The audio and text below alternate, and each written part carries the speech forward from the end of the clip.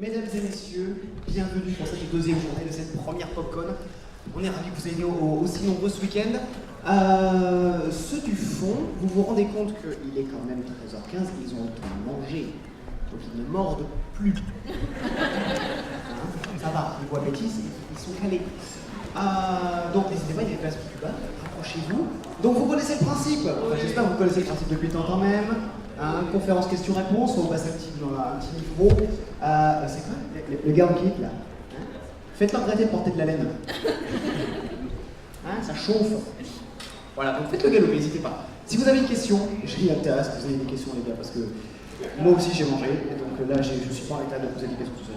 Et puis c'est votre taf ça, c'est dégoûtant. Vous êtes là, vous avez accepté la responsabilité de poser des questions. C'est votre truc. On passe le micro, vous posez la question en français ou en anglais, peu importe, je fais la traduction et je vous transpose les réponses de nos invités d'aujourd'hui, pour lesquels j'espère que vous allez nous rendre fiers d'être à Toulouse, parce que je veux que vous fassiez plus de bruit, enfin, du bruit comme seul Toulouse sait en faire, s'il vous plaît. Mesdames et messieurs, pour nos invités, David Faustino, Robert Picardo et Drew Kelly.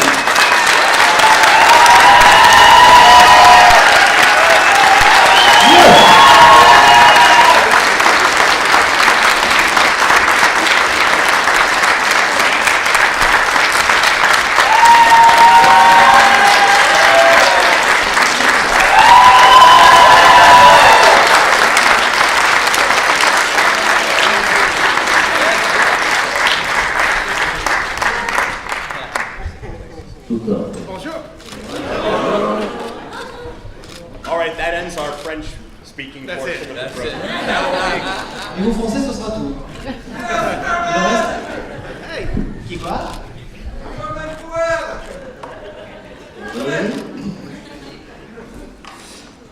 Sur ce donc, j'espère que vous n'êtes pas timide aujourd'hui parce qu'on a marre. I hope they're not shy today. This is Sunday. On a tous mangé, ok, mais là c'est pas l'heure de digérer, c'est not time for digesting. Donc, je veux des courageux, donc s'il vous plaît, levez donc des mains pour poser des questions. Nous avons... Voilà, merci. Voilà. Merci. Levez-vous. Et vous allez donc se fier, il faut qu'on... Merci. Hello Superman. Est-ce que peut-être dans quelques années, la série que l'on connaît tous, Louis et Clark, les nouvelles aventures de Superman, peut envisager un retour? Louis et Clark, le retour d'eux, peut-être. Gracias. Is there any chance that now or in a few years we could have a sequel or return of Lois and Clark? Oui.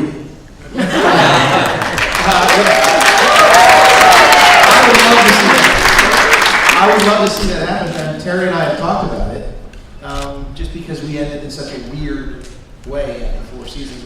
We were supposed to do another season, we weren't able to do that other season, so there's a lot of unanswered questions, and we've talked about it, we're kind of interested. There's been a lot of reboots of projects now, and I think it'd be fun to catch up with Lois and Clark 25 years later. 25 years later. Yeah, I think it'd be fun. They got a couple kids and see what the kids are like and spin them off into their own series, which would be, I'd like to produce. and see what's happening. But we're both kind of interested in that, so I think it's certainly possible.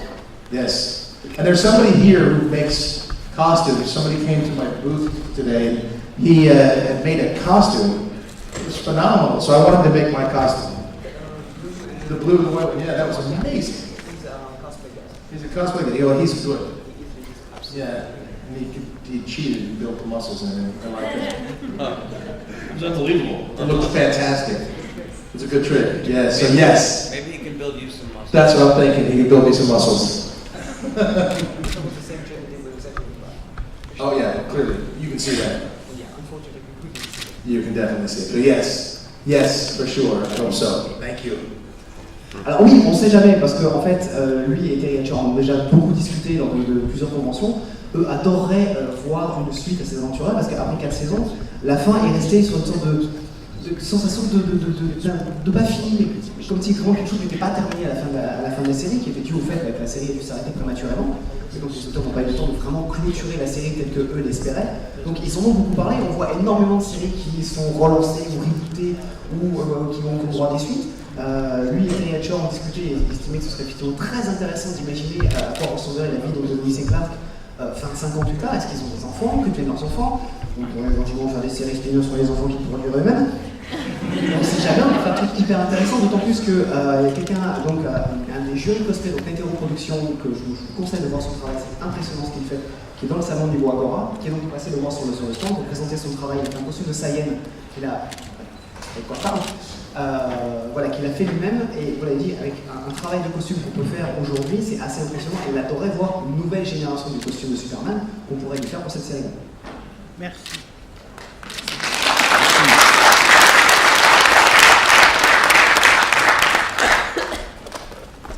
I have a question. I'd like to test the honesty of this audience. Who invented the pomme frite?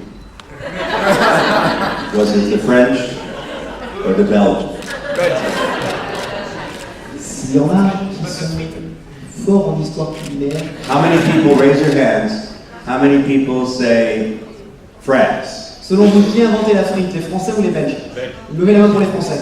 And how many people say Belgium? Qui les Belges? Okay, thank you. C'est un test de vérité que vous avez gagné. Bonjour, ma question pour Robert, j'ai 3 questions en fait. Alors la première, je voulais savoir dans quel épisode de Star Trek Voyager il avait préféré jouer. Ma deuxième, sachant que les acteurs de Star Trek sont sympas, j'aimerais quand même savoir si pendant ces 7 années de tournage, avec quel acteur il a eu le plus d'affinité. Et puis enfin, ma dernière question, qui rejoint un petit peu celle de la première question de monsieur, est-ce qu'il se pense qu'un jour il y aura une nouvelle série Star Trek avec 6 ou 7 saisons? Voilà.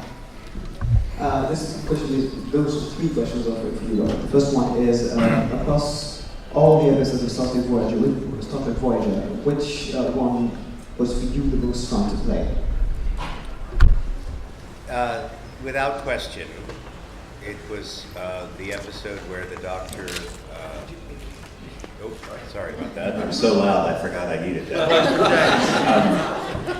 The episode where the Doctor, being a computer program and not a real person, he envies the human capacity to daydream. So he changes his program so that he can daydream and that he cannot stop daydreaming. And my favorite scene is in the briefing room when all 3 of our beautiful female cast members, in my imagination, are throwing themselves at me.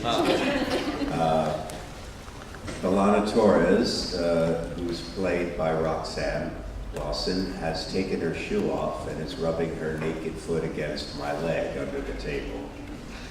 Jerry Ryan is propositioning me using a pad, telling me that she wants to get together later.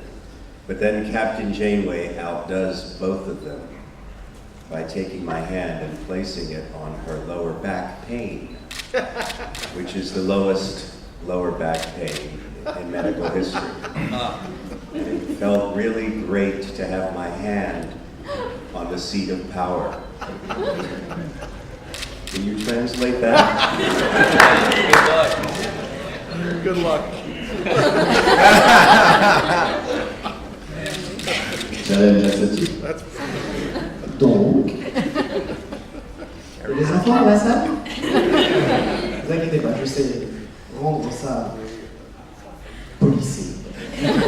L'épisode qu'il a préféré, en fait, c'est l'épisode où le docteur, donc, qui est un programme informatique, donc projection holographique, donc n'a pas de corps physique, en fait, enviait le fait que les autres membres de l'équipage pouvaient se perdre dans leur pensée. Donc il modifiait en fait le programme pour que lui puisse aussi se perdre dans ses pensées. Ce qu'il en fait n'a pas arrêté de faire pendant tout le temps de l'épisode. Et la scène qu'il a préféré tourner, c'est une scène en fait où 3 membres absolument magnifiques de l'équipage littéralement se jettent sur lui. Allez comprendre pourquoi cette scène est plus fun à tourner que les autres, je ne sais pas vous le dire. Parce qu'en fait dans la scène, pour ceux qui ne savent pas, on en a quand même une qui enlève sa chaussure et frotte de son pied nu le long de sa jambe à lui. Une deuxième qui lui envoie un message par pas d'interposé lui disant qu'il aimerait bien se croiser un petit peu plus intimement plus tard. Et la troisième, le capitaine, qui elle les dépasse complètement en arrivant directement, récupérant sa main et la posant sur sa douleur qu'elle a, vous savez, au bas du dos. Une douleur aussi bas qu'on n'a jamais vu dans l'histoire médicale. Donc voilà, mais cet épisode a été très fun. Allez savoir pourquoi. Wow. This guy's good. The second question was, of all the cast and crew members, is there anyone that really became a true friend over the years? I'm very close with 3 of my castmates. Kate Mulgrew, who played our captain, Robbie McNeil, who played our pilot, and Ethan Phillips, who played Neelix. I'm really good friends with all of them, but I'm very close, and I see them all the time. Donc il y avait Kate Mulgrew, Ethan Phoenix, and the second one was? Robbie McNeil, Robert Duncan McNeil. Voilà, comme vous le disiez, tous les gens de Star Trek sont des gens très agréables et très gentils. Il y a un vrai côté familial de ça. Il le disait chaque fois, ça fait très cliché de dire qu'on construit une famille, mais quand on travaille autant avec des gens sur un projet qui nous tient à cœur, on en devient un petit peu. Donc il y a eu de très bonnes relations avec tout le monde, mais voilà, ces 3 membres du casting sont vraiment restés des amis très proches encore aujourd'hui. And the last part, the last question was pretty close to the very first question we had today, was, is there any chance for a sequel for Voyager? No. I think there is not really any chance, because there's so much other Star Trek in the marketplace now. They have Discovery, they're rebooting the Patrick Stewart timeline, where he will play his own age. So I have pointed out that even though I could not appear as the Doctor on that program, because the Doctor would not have changed physically, being a computer program, I could play the engineer who created the program, because he's gotten old. So hopefully I will appear as a guest star. Nice imagination, I dig it. I think it's creative. Exactly. My feeling, if you bring back Picard, why not Picardo?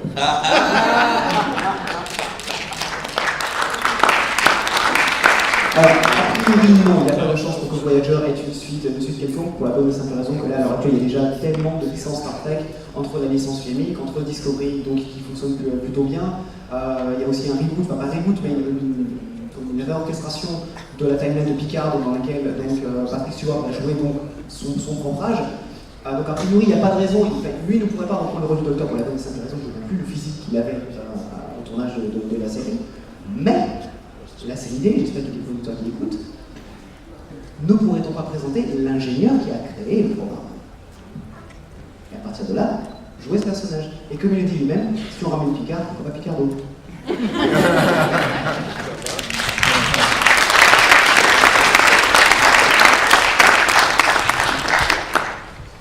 Levez les mains, levez les mains, levez les mains. Oui, si, ça fait une minute. Ah, right. Good afternoon to all of you. A question for Dinkai, please. So I watched you in Lois and Clark, The New Adventure of Superman, and in the thriller Out of Time with Denzel Washington. No, but very good. Good. Out of Time. By Carl Franklin, Miss Denzel. Very good. Thank you. What is your opinion about the Smallville, the TV drama Smallville, who presents the youth of Superman? Smallville and the Man of Steel, the vision of the presentation, the vision of the character. Thank you very much. I mean, Smallville ran for 10 years. Those guys were in high school for 10 years. It's a long time to be in high school. I had wanted, when we were shooting Lois and Clark, I had wanted Lois and Clark to have children and sort of move that. I wanted to see that, explore that world. And in a sense, that's kind of what Smallville was. You know, the young fledgling superhero and things like that. So I think they did a great job on Smallville. I did an episode of Smallville. I was surprised that it went 10 years when you consider that high school. It's a very slow high school. It took a long time to graduate.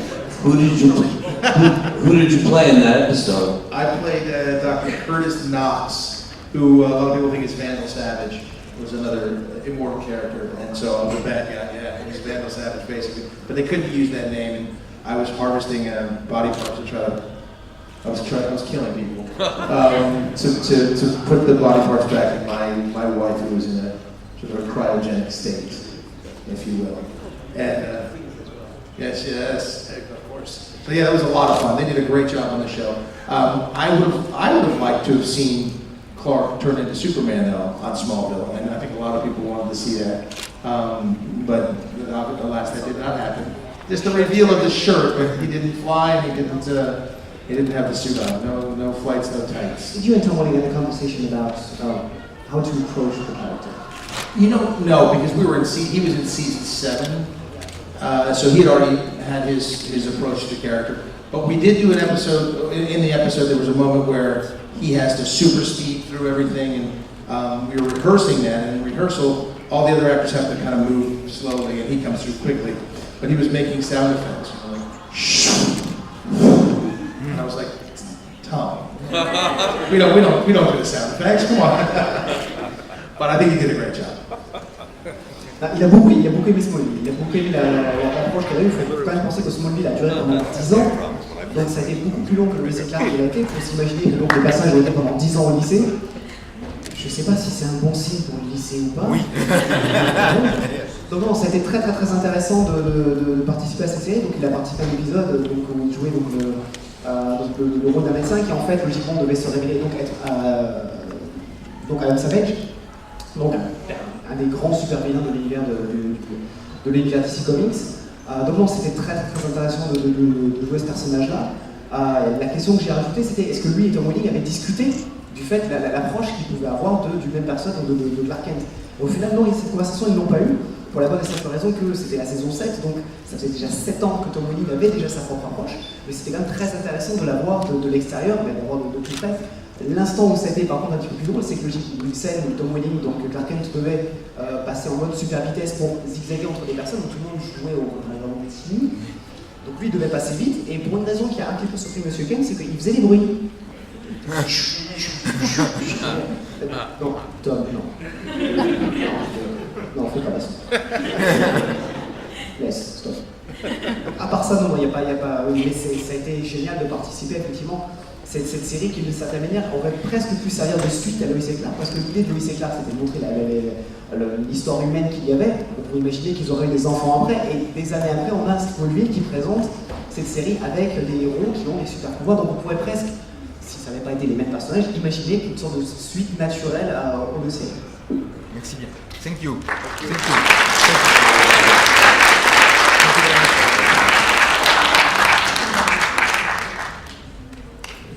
Où est passé le micro? Pardon.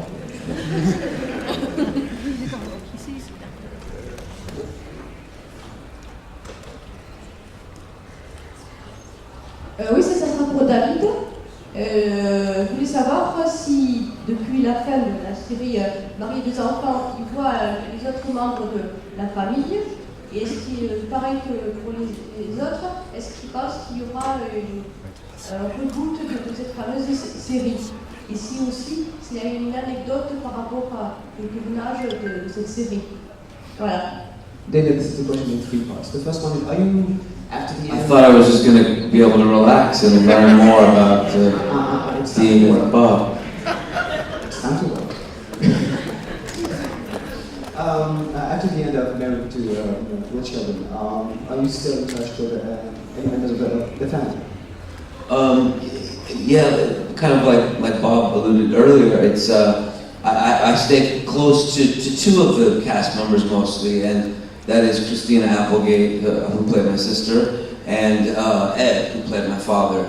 And Ed's just, you know, I said this in the panel yesterday, he's really a combination of my father and my good friend. And he's just, I grew up with him, and he's been very kind, and we still have a great friendship to this day. Christina, we're close because she has a daughter as well as I have a daughter, and my real sister in real life, Nicole, is her daughter's teacher. So we've stayed connected, and it's great to have that relationship. I still talk to Katie Segal, who played my mother, but not as much. She has her family and children and is doing her thing. But definitely with Ed and Christina. The second question was, do you think there's any chance of either a reboot or a sequel to the show? The answer to that question is it's interesting. When it was first brought up, there was some resistance from Ed O'Neill and Katie a little bit. Not a lot of resistance, but they were kind of lukewarm to the idea. And then as it became more real, and I kept talking to Ed because obviously I wanted this thing to happen.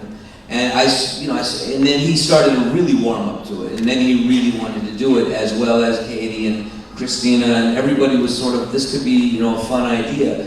And unfortunately, it all sort of came to an end when we had a legal issue come up with actually one of the sons of the creators of the show, who has that much power to stop a $1 billion show from so that's where it's at now. Whether that will change, we don't know. It doesn't feel like to me like it will happen, unfortunately for the fans. And as Dean was mentioning, we when we finished our 11th season, we were supposed to go at 12. We weren't sure. Fox hadn't made up their mind. And unfortunately, they kind of tricked the viewers into this final episode, which was no final episode at all. So the fans got no send-off whatsoever, no closure. And I thought, for us, who cares? It's our job, and it's what we do, and we get paid for it, and we love doing what we do. But for the fans not to have a conclusion or an ending at all for a commitment that they made for 11 years, I thought was not a cool thing. And so it's unfortunate. But if there was a remake, it'd be cool. I could see maybe just a one-time feature, maybe an hour and a half, maybe movie or something. That was a really long-winded answer. He'll make it longer. C'est un petit peu comme dans toutes les séries, oui, quand on passe autant de temps à travailler avec des gens, on finit par créer des liens, et là, il a grandi pendant presque 10 ans avec ce casting. Les deux personnes dont il est le plus proche, ça reste donc Ed O'Neill, qui jouait son père, qui en fait maintenant est une sorte de combinaison particulière entre son père et son pote. Une sorte de mix un peu bâtard, qui est très, très particulier, mais qui est génial parce que c'est quelqu'un qui du coup a cette approche très amicale, mais cet amour très paternel, donc c'est très agréable.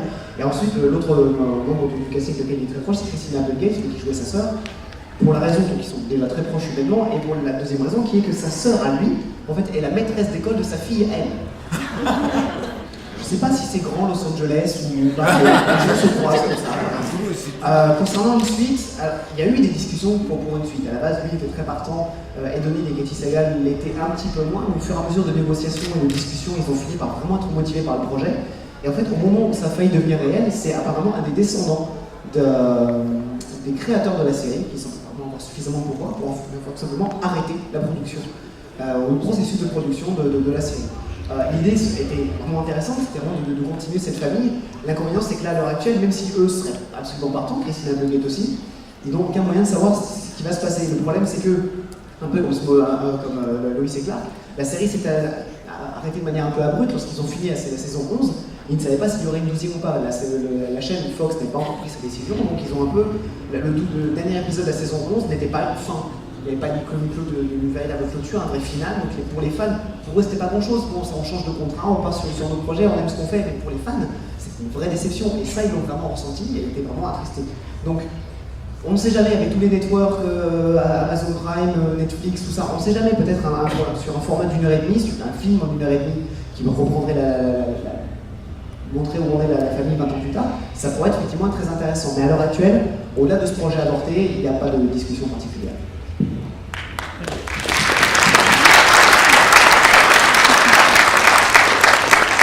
C'est une question pour Tim. Je sais qu'à cause d'une blessure, il n'a pas pu faire une carrière dans le football américain. Est-ce qu'il regrette un peu de ne pas l'avoir fait justement avec la carrière qu'il y a? This question is for you. You read that because of an injury, you had to end your career in professional football. His question is, do you have any regrets, or do you miss? Do you think like you've missed something? Well, as an athlete, you always want to be able to compete. It was this knee right here. But as an athlete, you always want to compete and do your best. So I was unhappy that I never got to play in an NFL football game. I was very, very close. I don't have the question, the lingering question of whether I could have done it, because I know I could do it. I was there. So I have that, and that was exciting. But I would have liked to have played for a few years. So I regret not having been able to do that part. But I don't miss the pain. It's a lot of pain. And you forget how much, I didn't know how much pain I was in until I stopped having to wake up on Sunday mornings and have everything hurt. So part of you wants to be a part of that, but at the same time, being an actor, I can pretend to be an athlete, so it's great.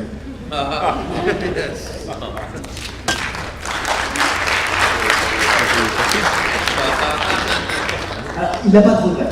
Il n'a pas de regret. C'est pas comment dire, une question qui le hante, qui se poserait tous les jours. Est-ce que j'aurais pu? Le seul petit souci qu'il a, c'est en fait la blessure lui est arrivée très très peu de temps en fait au niveau de son cursus avant qu'il puisse vraiment intégrer la NFL de donc la vie professionnelle de football américain. Il était vraiment très très proche. Il n'a pas de doute sur le fait est-ce que j'aurais pu, est-ce que j'aurais pu pas. Il était présent, il sait qu'il était parfaitement capable. Mais il aurait aimé au moins une saison ou deux, faire quelques matchs, au moins pendant un temps faire partie de ce championnat historique qu'est le championnat de la NFL. À l'exception de ça, non. Il a maintenant une carrière d'acteur parfaitement accomplie. C'est fait quand même sacrément moins mal que se lever tous les samedis matins en ayant absolument pas partout. D'ailleurs, il me dit, on ne se rend jamais compte à quel point ça fait mal qu'à partir du moment où ça arrête. Oui. Et puis là, quand il arrive, il est acteur, il joue ce qu'il veut. S'il veut jouer au football américain, il veut.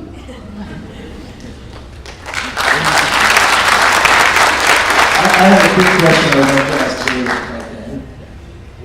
Well, I have a quick question for you. It's just that Married with Children was so funny, and humor by nature offends people.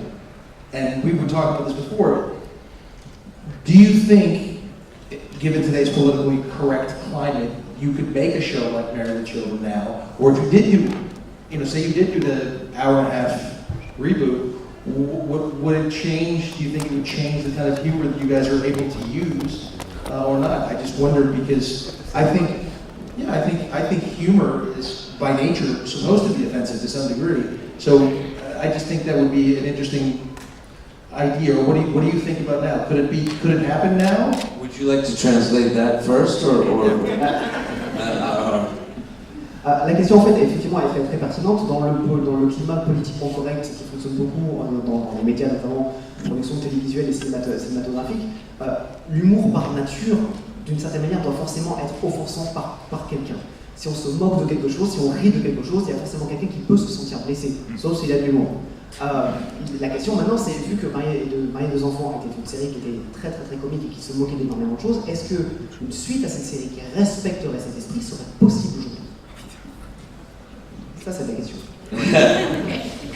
So, in answer to that question, I think there's two answers to it. The way it was done, no.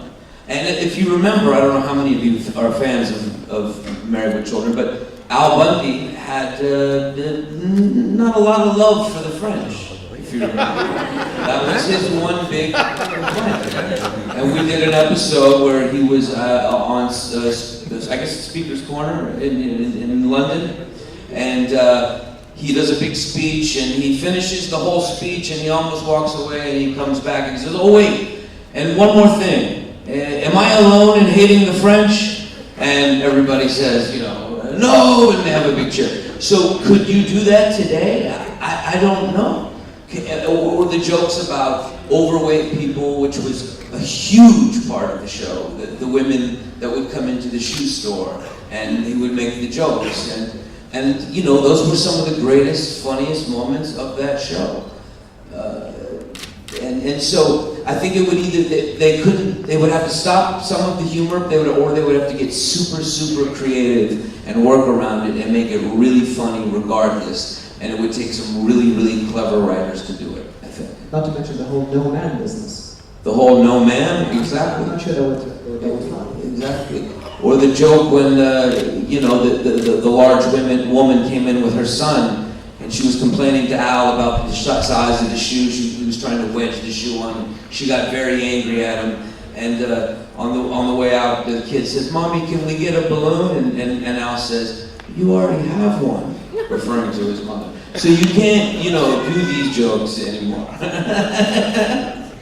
Effectivement, il y avait une partie de l'humour qui était très déplacée. Pour ceux qui suivent la série, il faut comme se rappeler, Albany n'était pas spécialement fan des Français. Non. Voilà, il y a quand même un épisode où il finissait à Londres, il faisait un magnifique speech sur une place, il finissait avec une innovation, puis il partait, il dit, je suis seul à détester les Français ou je suis pas tout seul. Tout le monde disait, non, nous aussi.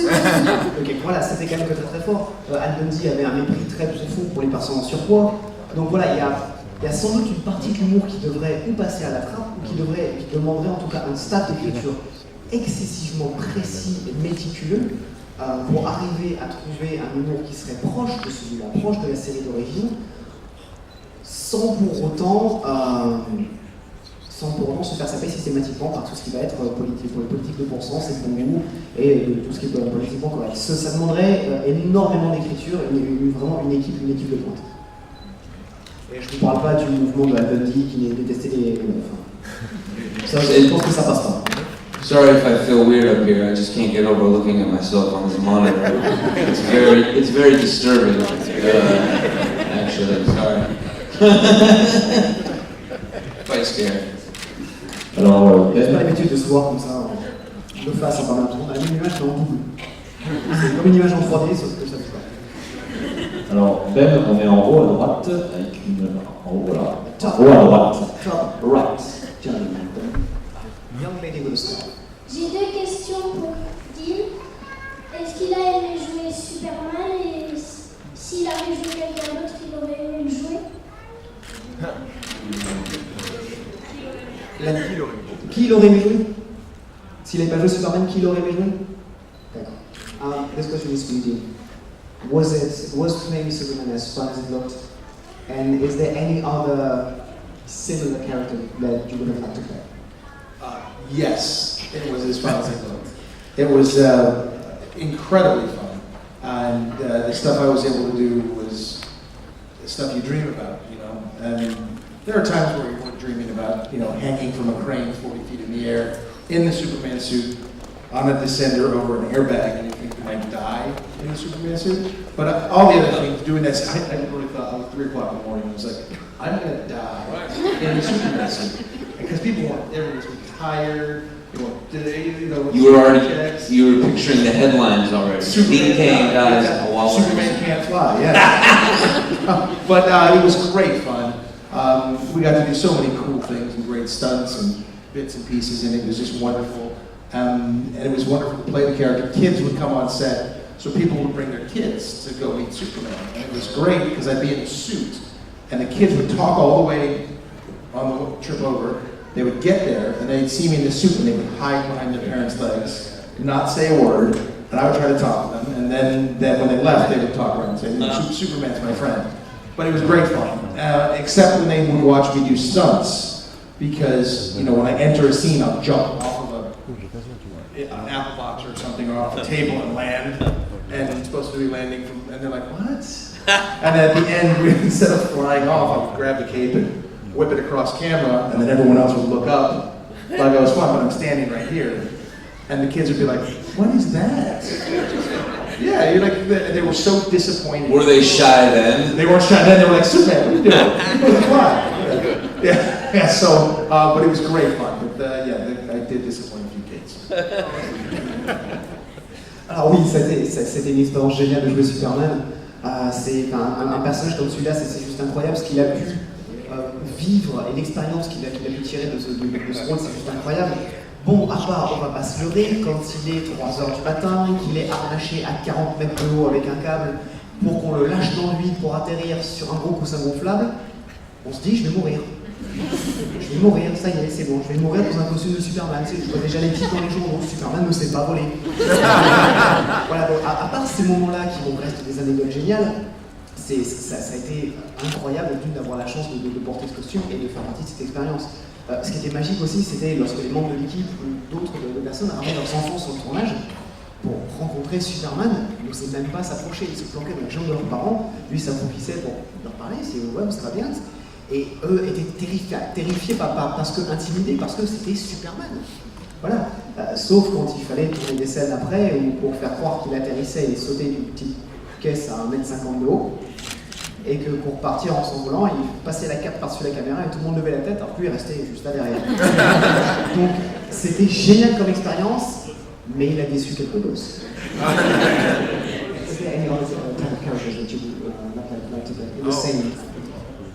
Well, I really liked like Guardians of the Galaxy. That was a lot of fun. Peter Quill would have been fun to play. Damn him. Oh, that would have been fun. And I think Deadpool was fantastic too. So, maybe a superhero that doesn't exist or something like that. But yeah, listen, all of them are fun to play. Disons que dans les dernières productions, de ce qu'il a vu qui ont vraiment pu être intéressant, je pense, vraiment drôle à jouer, il y a Star-Lord, des Gardiens de la Galaxie, qui ont été sans doute très intéressants à jouer. Deadpool évidemment. Et après tous ces personnages-là sont juste tellement bien écrits, ont tellement été développés à travers les années que ils seraient tous incroyables. Incidentally, I'm playing the next Superman. Yes. Yes, yeah, next. After Henry Cavill. Et a priori, voilà, c'est David Faustino qui va jouer le prochain Superman.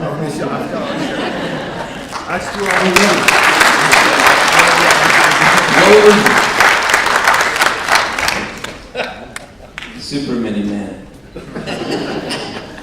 Super Mini Man. Ensuite, monsieur. Good afternoon. Good afternoon. We just have a question for you, Mr. Dickinson.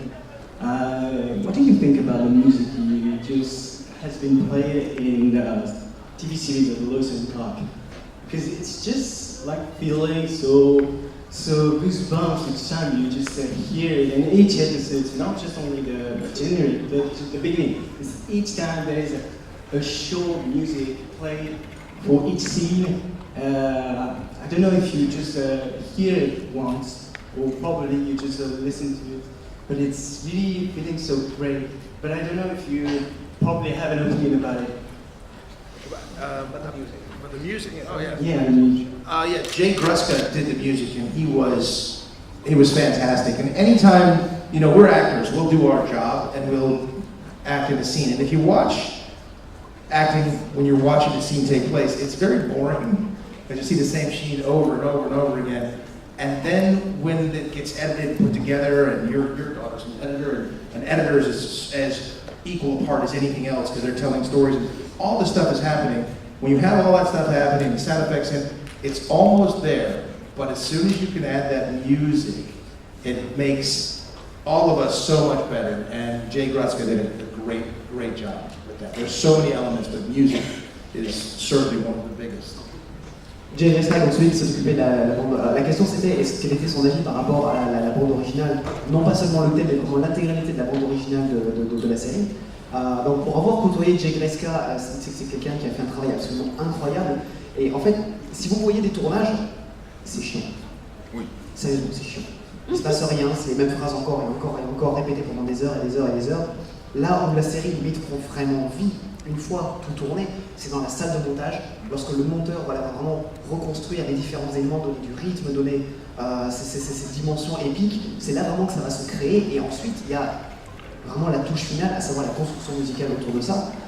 Et Jay Gruska a fait un travail incroyable pour transformer cette série, pour donner ces lettres de noblesse à Superman, ce côté épique, ce côté grandiose.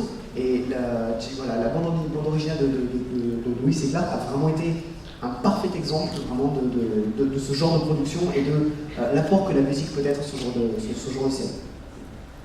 I've seen your work, Dean. You're much better with music. Il a vu travailler et mieux avec la musique.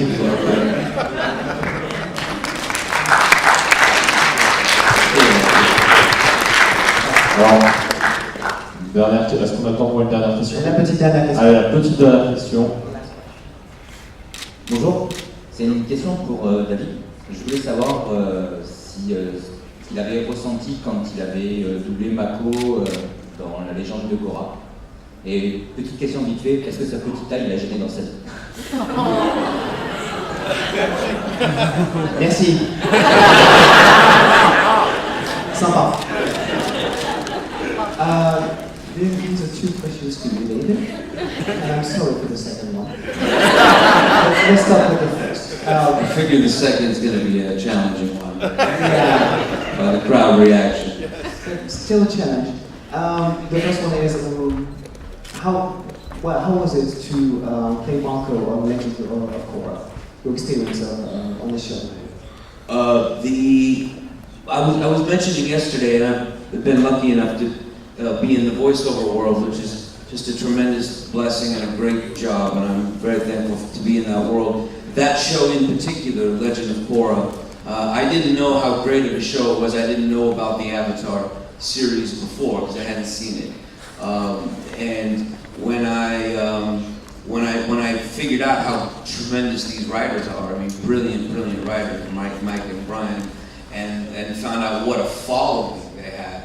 I had no idea while I was stepping into this tremendous show that had this following, and the scripts were so great that it just it made it easy to play the role, and then it was a great role. Mako was a lot of fun. He was obviously a dark and brooding character, and the reason I love voiceover so much is because I could never play a leading man like Mako.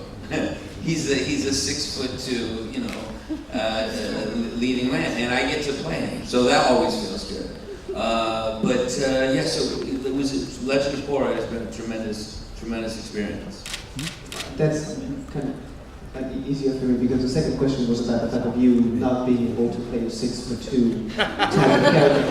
And did that ever like challenge you? Well, I mean, it is what it is. Here's the package they gave me.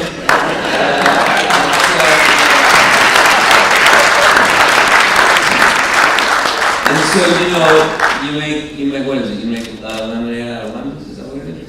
And so you just keep it moving with what you got to work with, and which is why voiceover, like I said, has been such a great gift. I get to play a villain in the How to Train Your Dragon series on Netflix. This big, giant, tattooed, prison-bound villain named Dagger, and I would never, ever in a million years be able to play that on screen. So that is the blessing. I get to, in my own imagination, I get to be that. And so right now, that's good enough for me.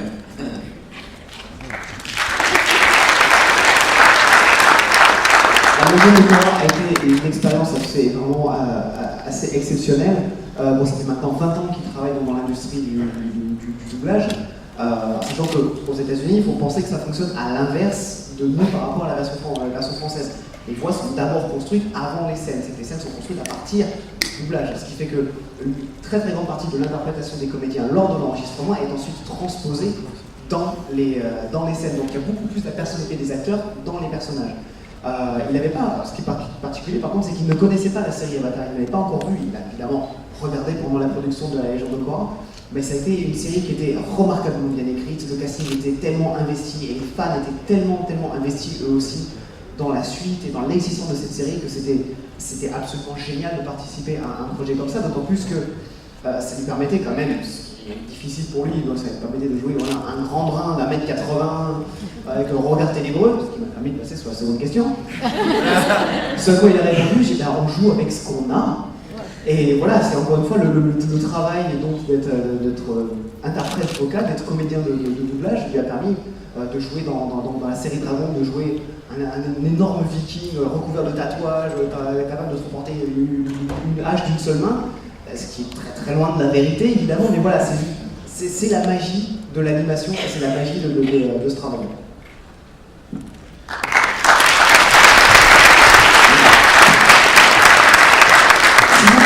Juste une dernière question, c'est une question qui me taraude depuis 2 jours. Je voudrais regarder Ricardo s'il est toujours en contact avec avec la Gremlin aux cheveux verts. Je sais que vous êtes curieux aussi. If you don't mind, I have a final question for you, Robert. We all remember this very scene with the new and the lady Gremlin. My question is, are you guys still in touch?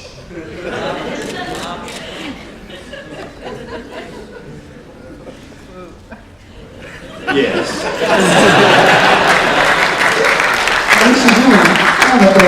We had a very long love affair. People said it shouldn't be done. I always thought if there was a Gremlins 3, it should begin with our child. Half Gremlin, half douchebag. You allowed to say that in French? Yeah. It's a French word, I understand. The final scene in the movie of Gremlins where the gremlin who's in love with me, I called her Greta, when she comes to me in the men's room, we did about 8 or 10 different versions. And the one they used in the movie is by far the sickest version that I shot. Donc oui, ils sont toujours en contact. Ils ont vécu une histoire d'amour intense que peu acceptaient. Il estime que si un Gremlins 3 avait existé, il aurait sans doute dû commencer par leur enfant. Moitié gremlin, moitié connard. Mais finalement, ce n'est pas comme ça que ça s'est fait. Et pour information concernant la dernière scène de Gremlins 2, donc Greta, celle qui l'appelle, s'est penchée vers lui donc, dans les toilettes des hommes, il y a eu 9 versions différentes. Et celle du film est de loin la pire. Donc nous avons été gâtés. Merci à tous.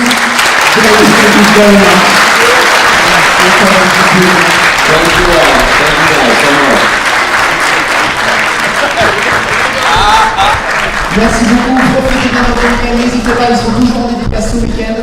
Merci à tous et très bon week-end à vous.